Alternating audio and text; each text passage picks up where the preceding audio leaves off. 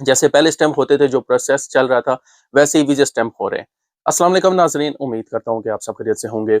आजकल social media पर 2 सवालात सबसे ज़्यादा पूछे जा रहे हैं। पहला ये कि डोमेस्टिक वर्कर्स का ई-नंबर जो है वो जनरेट क्यों नहीं हो रहा, और दूसरा ये कि सऊदी अरब के नए वीज़ा स्टैम्प क्यों नहीं हो रहे। इस शॉर्ट वीडियो में पूरी तफ़सील आपके साथ शेयर करूँगा, तो आप सबसे रिक्वेस्ट है कि आपने ये शॉर्ट वीडियो अंत तक लाज़मी देखनी है। सबसे पहले बात करेंगे कि डोमेस्टिक वर्कर्स का जो ई-नंबर है वो जनरेट क्यों नहीं हो रहा। यहाँ पर सबसे पहले मैं आपको एक चीज़ क्लियर कर दूँ कि सऊदी अरब की हुकूमत की तरफ से डोमेस्टिक वर्कर के वीज़े के हवाले से कोई भी ऐलान नहीं किया गया।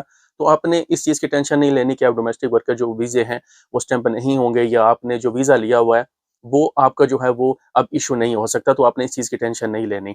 असल में मसला ये चल रहा है, जो इन इदारों में काम करते हैं, जिनकी इन इदारों तक एक्सेस है, उनका ये कहना है कि जो मुफ़ा की जो वेबसाइट है, इस बार जब उसे अपडेट किया गया, आपको पता है कि कोई भी जो वेबसाइट है, उसे वक़्त के साथ-साथ जो है वो अपडेट करना पड़ता है।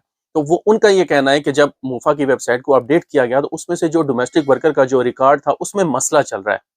जो नई अपडेट उन्होंने की है, उसमें जो डोमेस्टिक जो वर्कर्स हैं, उनका जो ई नंबर है, उस हवाले से उसमें मसाइल चल रहे हैं, जिसकी वजह से वो जनरेट नहीं कर पा रहे। इसके अलावा कोई भी मसला नहीं है, ना ही सऊदी गवर्नमेंट की तरफ से कोई एक्शन लिया गया है, क्योंकि ये जो वीज़े का जो सारा सिस्टम होता है, वो मिनिस्ट्री ऑफ फॉरेन अफेयर्स है, वो उनके पास होता है। जवाज़ात का या सऊदी गवर्नमेंट का इससे कोई भी वास्ता नहीं है। तो कब तक ये ठीक हो जाएगा, इसका कोई भी नहीं बता सकता। जो लोग ये काम कर रहे हैं इन इदारों में, जिनकी एक्सेस है इन इदारों तक, उनका ये कहना है कि कोई भी जो है वो टाइम नहीं बताया गया कि कब तक ये जो नंबर है वो जनरेट होना शुरू हो जाएँगे। हो सकता है जब मैं ये वीडियो बना रहा हूँ, वेबसाइट बहाल हो चुकी हो डोमेस्टिक वर्कर्स के लिए, और दोबारा से जो है वो ई नंबर जनरेट होना शुरू हो चुके हों। इंशाल्लाह बहुत जल्द ये मसला हल हो जाएगा। अब आते हैं दूसरे टॉपिक की तरफ कि जो सऊदी अरब के जो वीज़े हैं, नए वीज़े, वो स्टैम्प क्यों नहीं हो रहे? तो ऐसी कोई भी बात नहीं है। जैसे पहले स्टैम्प होते थे, जो प्रोसेस चल रहा था, वैसे ही वीज़े स्टैम्प हो रहे हैं। असल जो मसला या इश्यू है वो ये है कि पाकिस्तान की तरफ से जो वीज़े अप्लाई किए जा रहे हैं सऊदी अरब के लिए, उनकी तादाद काफ़ी ज़्यादा है।